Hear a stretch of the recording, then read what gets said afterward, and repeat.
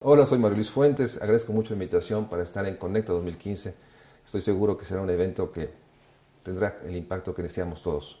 Un mayor encuentro entre todas las ideas y diferencias. Gracias por la invitación.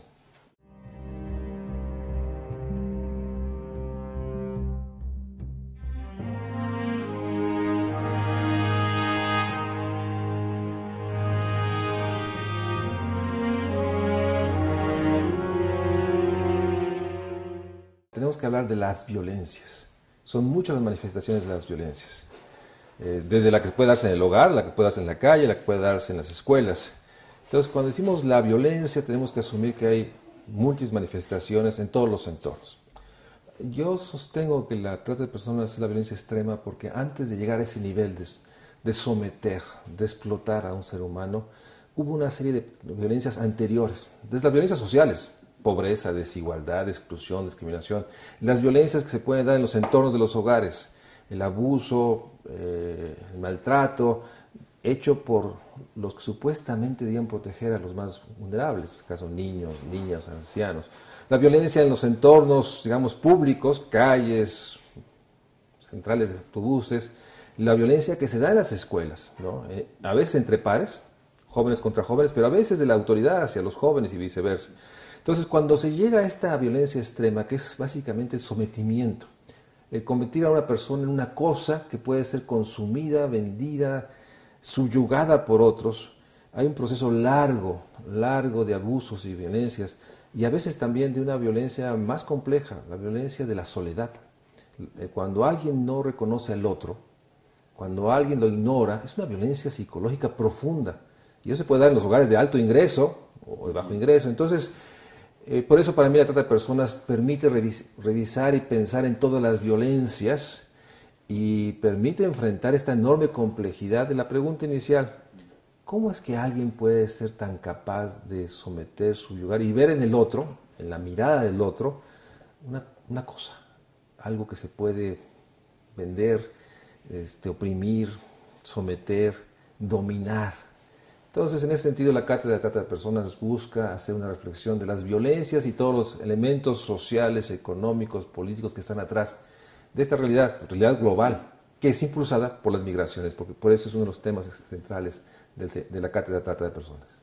Entonces, yo creo que sí es un fenómeno complejo que lleva a esta ruptura, como son los feminicidios, Ciudad Juárez emblemáticamente, aunque es un esquema mucho más extendido, en el cual la ruptura de la institucionalidad, no hay alumbrado público, no hay vías seguras, no hay transporte seguro, hay una impunidad en la que un hombre joven puede abusar y llevar hasta el asesinato a una persona porque sabe que no pasa nada. Cuando hay impunidad, cuando cualquiera puede hacer algo sin consecuencias y la norma se convierte en un asunto realmente retórico, entonces se da paso libre al abuso total. Entonces, la prevención, ¿cómo lograr evitar las violencias? Hay una parte del marco constitucional, las normas que se cumplen, que haya un sistema de protección que permite asegurar que si alguien rompe o alguien hace algo ilegal o algo inmoral o éticamente reprobable, hay una condena. Por otra parte, están procesos muy complejos para comprender de las violencias que tienen que ver con esta ruptura de los entornos públicos, ¿no? Espacios oscuros, espacios donde parece que son tierra de nadie y alguien se posesiona de la esquina y nadie es capaz de mover. Yo digo simplemente alguien que dice, en ese espacio yo domino y yo soy a quien le asigno el lugar de estacionamiento. Si llega alguien genera violencias. O sea, la violencia se convierte en una manera en la cual el más fuerte impone por la ausencia del Estado. En el fondo lo que tenemos es la fragilidad del Estado también ha sido uno de los grandes motores que permiten comprender por qué la violencia se ha extendido a todos los ámbitos y por qué la violencia está naturalizada. Y hay un tema que está en la impunidad, la capacidad de denuncia. Mucha gente, en el tema de trata y otros temas, dice, ¿para qué denuncio si no pasa nada? ¿Para qué le digo a la patrulla que está enfrente si capaz que ella está coludida con el que está explotando a una persona? Entonces, la denuncia es mucho más compleja porque eso implica el enorme abandono, por lo menos, de hacer el intento de mostrar que hay una injusticia.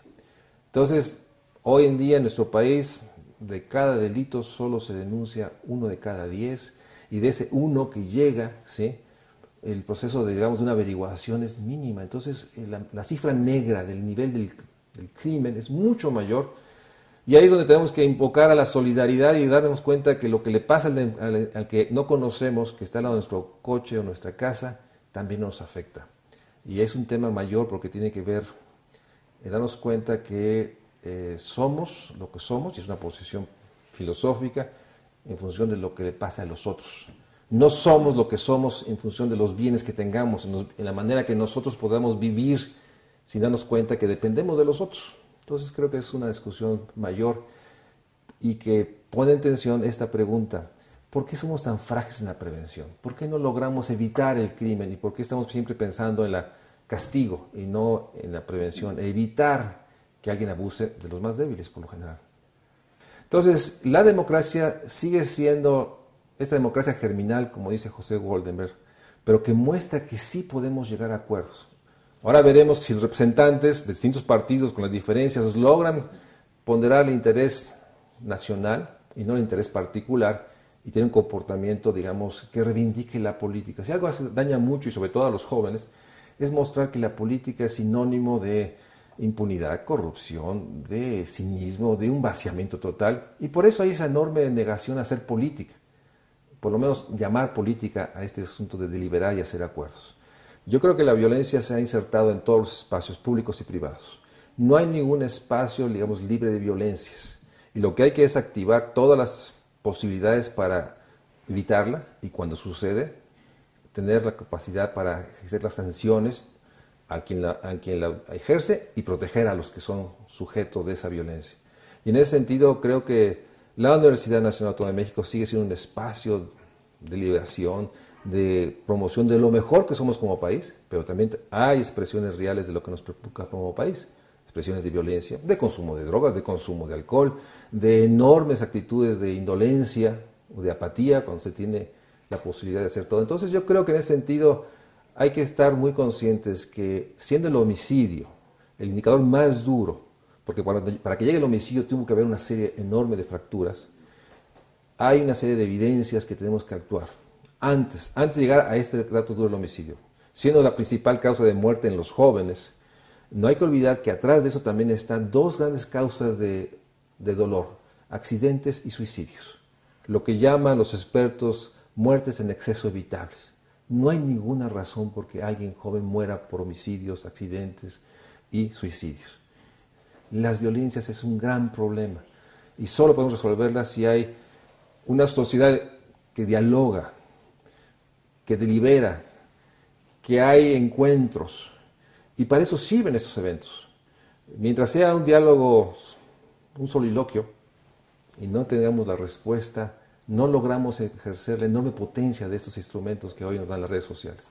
Entonces yo estoy convencido que eventos como los que están ustedes organizando deben potenciarse al máximo, porque hoy es la única manera que tenemos para estar en contacto con este gran país.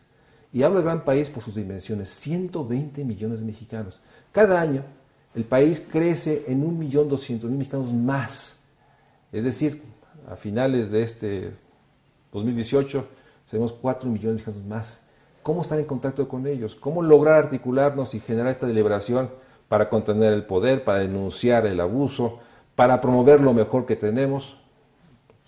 Redes de comunicación, eventos, siempre que logren lo que sí yo creo que es la aspiración de quienes manejamos cuentas sociales: el diálogo, la respuesta. Un Twitter, un mensaje en Facebook, una flecha que se lanza en estos grandes sistemas de comunicación que no acusa respuesta, pues tiene que ser un cuestionamiento para buscar, encontrar a los otros. ¿Cómo? Dialogando.